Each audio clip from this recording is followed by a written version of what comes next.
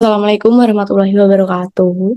Pada kesempatan ini, saya akan mempresentasikan salah satu materi dari mata kuliah Ilmu Negara, yaitu materi bentuk pemerintahan.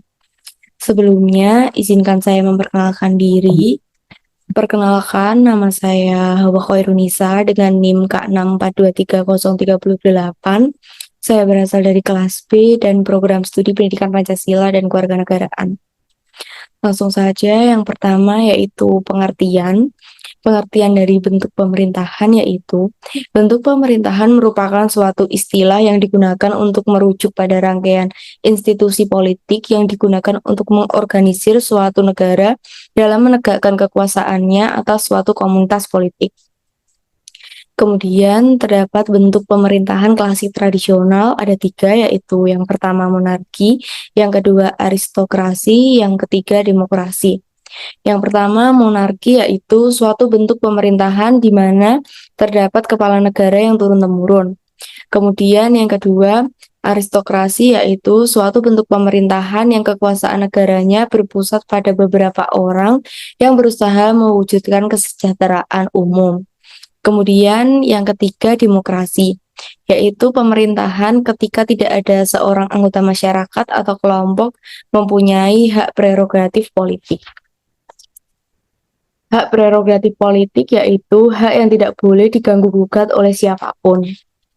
Kemudian bentuk pemerintahan monarki ada 3. Yang pertama yaitu monarki absolut, yang kedua monarki konstitusional, dan yang ketiga monarki parlementer. Yang pertama, monarki absolut yaitu kekuasaan dan wewenang raja sebagai kepala negara tidak terbatas atau mutlak. Perintahnya berupa undang-undang yang harus dilaksanakan tanpa terkecuali. Kemudian, yang kedua, monarki konstitusional, yaitu monarki ini dibatasi oleh undang-undang atau konstitusi, sehingga raja tidak bisa berbuat sewenang-wenang dan harus sesuai berdasarkan konstitusi atau undang-undang yang berlaku. Kemudian yang ketiga, monarki parlementer. Monarki ini adanya suatu dewan perwakilan rakyat atau parlemen, di samping itu juga menteri, baik secara individu maupun kelompok, yang harus bertanggung jawab pada parlemen. Kepala negara merupakan lambang saja. Kemudian bentuk pemerintahan republik. Menurut Suhino, pengertian republik yaitu suatu pemerintahan di mana kepala negara dipilih melalui pemilihan yang dilakukan suatu dewan sesuai dengan peraturan. Dengan demikian, peraturan yang berada di negara tersebut merupakan hasil karya dari suatu dewan. Kemudian terdapat bentuk-bentuk republik, ada 3, yaitu republik diktator, kemudian republik oligarki, kemudian yang ketiga republik demokrasi. Yang pertama, republik diktator yaitu suatu bentuk pemerintahan republik di mana kekuasaan presiden tidak terbatas. Kemudian yang kedua, republik oligarki yaitu suatu bentuk pemerintahan yang kekuasaan negaranya dipegang oleh beberapa orang yang dalam pelaksanaannya terdapat kecenderungan mengutamakan kepentingan pribadi di atas kepentingan umum.